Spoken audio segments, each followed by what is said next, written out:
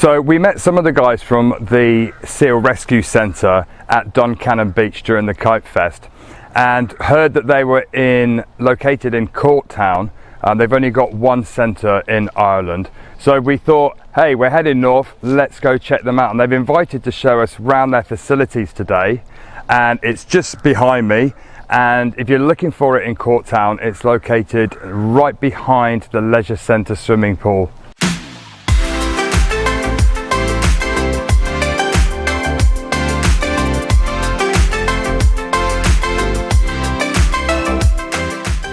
So my name's Melanie. I'm Operations Manager here at Seal Rescue Island, and I've been here since April 2017, so just over 15 months. We've got two species of seals here in Ireland. So we've got the grey seals, which is the larger of the two species, and then we also have the common seals, which is the smaller of the two species. The grey seals are born with a white lanugo coat. For the first 3 weeks of their life, they cannot enter the water. So that's a common mistake, is that people see a seal on land and they assume that it needs help. But that's not always the case. In fact, it can be fatal if they are put into the water too early, because that lanugo coat can become waterlogged. They can actually drown. They can become hypothermic. And we are the only seal rescue center in the Republic of Ireland, so that means we've got our hands full. We're responding to calls coast to coast, over 3,000 kilometers of coastline. It really is, because Chris and I have done all of the entire coastal road almost, and we've got 4,000 miles on our van. With all the little peninsulas and all the little islands, yeah. My goodness, you have definitely got your hands full. So right now we have 6 common seals in our care. They're just about a month or two old. Seals are mammals, so just like us, they breathe oxygen. So that means when they go out for a deep dive, they need to come back up on the beach. They need to rest and reoxygenate their blood. So if they're being harassed while they're trying to do that, can actually really impact them and make survival very difficult for them.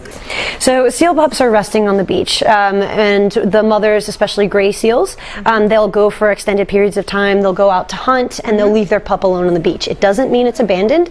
It means that she's going to come back to it. Right. But unfortunately, if people are approaching and harassing her pup, she is nearby. She's most likely watching, and she could indeed end up abandoning it for that reason. Another reason you should not approach a seal is because they have very large teeth. Yes, they do. Their closest related relatives are bears and dogs. Right. When we meet them outside, you'll see that there are a lot of behaviors that are similar, and they can bite. This is only a 2-month-old pup. And that's how big the teeth are. Wow. So they can get up to 300 kilos and 35 years old, so you can imagine how big these teeth can be. Yeah. They're very slow moving on land, so they can't make a quick escape, which means in order to protect themselves, they might become aggressive. If you do have a dog off its lead and it attacks the seal, it's not only dangerous for the seal, and we do always get calls about seals that have been injured and attacked by dogs, sometimes fatally, but also the seal can bite back. It could injure your dog, and it could potentially spread diseases back to your dog. So very important to maintain distance. So the seal is important. You getting close and thinking it's cute is not important, is the message there. No selfies.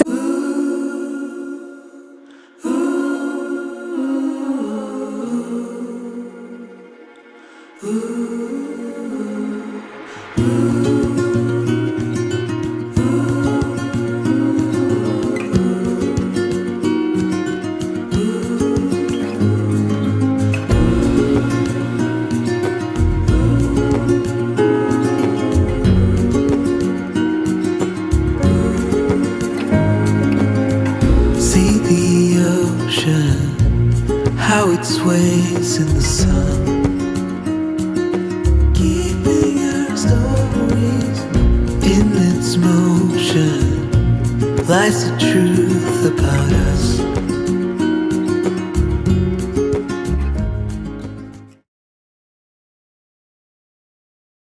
Plastics is a huge one, and it's not just seals, it's cetaceans, it's whales, dolphins, seabirds, sea turtles. They can swallow it, so they can choke on it. They can also, it can cause obstructions internally. Yes. The problem with plastics, the design flaw, is that it doesn't break down. Essentially, it never biodegrades. It breaks down into microplastics. So even after it degrades, it's still toxic. So this here is a really good example. I mean, just picture if this is your environment and you're looking up and it's all just plastic waste. And so we do have a seal named Karma that she had exhibited some odd behaviors when she was rescued. She didn't have any visible injuries. She was nice and fat and healthy, but she was found unconscious and she was exhibiting strange behavior. After a few weeks in care, she actually ended up passing away, unfortunately. We sent her up to UCD where they were able to perform a necropsy, and they found a crisp packet. We never would have known that that was there otherwise. So since they found the crisp packet, just like this one right here, crisp packets are reflective. Yes. But they're made out of plastic. Oh, right. So it looks like a fish. Like the shiny wood. Exactly, like scales from a fish. That's tragic. So seals are opportunistic, so they will eat pretty much anything they see as food. The fact that there's so much plastics in the ocean now means that's a lot of opportunities for mistaking plastics for food. Yeah. We actually have a seal with us now named Maui, who was found entangled in fishing line. So discarded fishing line and fishing nets are a huge threat because it continues to catch and kill sea life after it's been discarded. And it kind of creates a cycle because fish will get trapped in it, and that attracts predators like seals. They'll get trapped in it, and then once they die and start to decompose, more sea life comes to investigate, and it's just this cycle. So when seal pups get entangled, the plastic doesn't stretch. So very quickly, as the seal pup grows, the fishing line or entanglement can cut into its skin and become tighter and tighter, and eventually it will become fatal. If we get a call about a seal, no matter where it is, we can look at that map and it will show us all of our trained volunteers in that area. That's amazing. We have a network of over 700, almost 800 rescue network volunteers. So that's how we're able to respond to so many calls so far away. And so then we'll organize a train of transport from the seal to us. And sometimes that can take 2 or 3 legs of the journey because we don't want our volunteers having to drive all the way from Donegal all the way down to us and then all the way back. It's 10 hours of driving. So we can split up that transport, then we can facilitate getting the seal to us as quickly as possible. We're just heading down to the beach because this afternoon Seal Rescue Ireland is going to release Maui, one of their rescued seals. And we are so excited. I just find it fabulous. I think we're in for an emotional afternoon because it's going to be emotional. really exciting to watch this seal, who's got a scar around its neck from the fishing line, to be freed. And he would have died if they hadn't have rescued him. So he was in real trouble. It's going to be a good afternoon.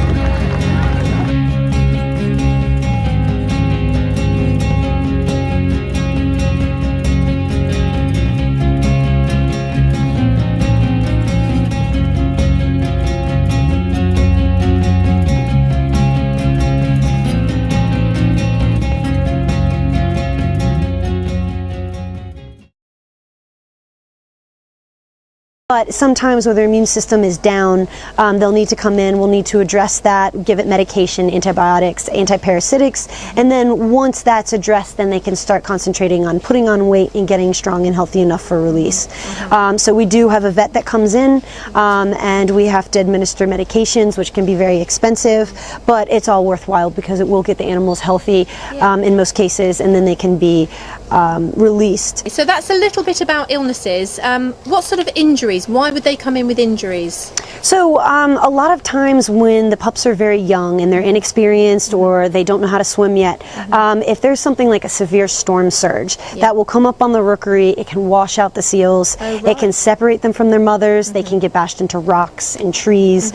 After Hurricane Ophelia, we had over 300 phone calls and 24 intakes the following week alone. An enormous amount. After Hurricane Ophelia, it didn't stop. It was Storm Brian, and then it was just a series of severe storms all winter. It was relentless. So this year we actually had a 40% increase in the number of intakes from the year before. That is massive. So we had 140 seals as opposed to 99 the year before. And in January we were at our peak capacity. We actually had to close our doors for the first time and couldn't take any more intakes. So El Taco is a pretty classic example. He was rescued on June 24th in Galway, and when he was found, he was very skinny, he was alone, way too young and small to be alone. And with common seals, if it's not with its mother, that's a sign of a problem, because usually they, unlike the grays, they are born with an adult coat, so that means right off the bat they're able to enter the water, they're able to swim with her, hunt with her, they learn everything from their mother. So if they've been abandoned, then they haven't learned those behaviors, and we actually have to teach them. So we have something called fish school, where when they first come in, they will get tube fed a blend of fish soup, which is exactly what it sounds like. It's fish put into a blender, we put in electrolytes and vitamins, and then we put the tube into their stomach. They don't have a gag reflex, so it doesn't hurt them, but it's the only way to get nutrients into them. So once they are a little more stable, we can start getting them started on hand feeding with fish. So this is El Taco, and he is learning to eat fish on his own, which is great. He's nice and hungry. He's got a really good appetite. He eats a lot for a little fella. We have to feed them 10 to 20% of their body weight every day. And then once they start making that connection between the fish and food, then the hands go away and it's up to them to learn to eat fish on their own. So once they're eating on their own and they're healed of all their injuries, they're no longer on medications, then they can move out to the nursery pools. And is that the pool behind us Exactly. here? Oh, beautiful. So these two guys are Noodles and Pizza, and they were brought in even before El Taco, so they're a little bit more advanced in their development. So they are eating on their own, so that's why they're out in the pools. And the pools are very important because it enables them to learn how to swim and dive, to gain muscle, and also, very importantly, to be able to compete for fish. So we put the total amount of fish in, and they actually have to compete against each other to be able to eat. And I have to add that there's a lot of food names going on, and I asked one of your colleagues and he said it was food year. Yes. Because we've got El Taco, noodles, pizza. Beautiful. Yes. We also have pavlova and shrimp. Beautiful. So this year the theme is food. Last year it was the Wizarding World, so it was a lot of Harry Potter's names, Lord of the Rings. So now it's food, so it's a lot more simplified. Yeah, wonderful. It's been absolutely fantastic to come here and see all the fabulous work that you do. How can somebody like me or somebody watching our video who's either based in Ireland or anywhere around the world that feel as passionate about these seals as you do, how can we help? What can we do? There's a lot of opportunities for members of the public to get involved and support the work we do. Of course, if you are local to Ireland, you can join our rescue network with over 700 Rescue Network volunteers and donate your time. But we also have a lot of different opportunities for people that are not local to Ireland that you can help remotely. We've got, of course, donation programs. We've got the adoption program. The membership program is great because it's ongoing support. It's a monthly donation, which really helps in the winter when we don't have many visitors, but we have the most seals, therefore operation costs are at the highest. Also, the benefit of a membership is you get invited to all of the releases, including all of the private releases. We also have Rescuer for a Day, which is a program to come behind the scenes and work side by side with our animal care staff for a day. We have corporate volunteer programs, of course, buying merchandise from the gift shop. We have SRI experience. There's a lot of different ways to get involved, so if you check out the website, you can find out about upcoming events, and other ways to support ongoing and one-time fundraisers. That's absolutely amazing. So when you're struggling for a Christmas gift or a birthday gift, and you're fed up of your kids watching TV and just wasting their time on silly games, give them an adoption program. Send them down here for the day. Give them some real, true inspiration. The road down to Morris Castle is absolutely rammed, and everybody is coming to see the release of these two fabulous seal pups. So yeah, very excited.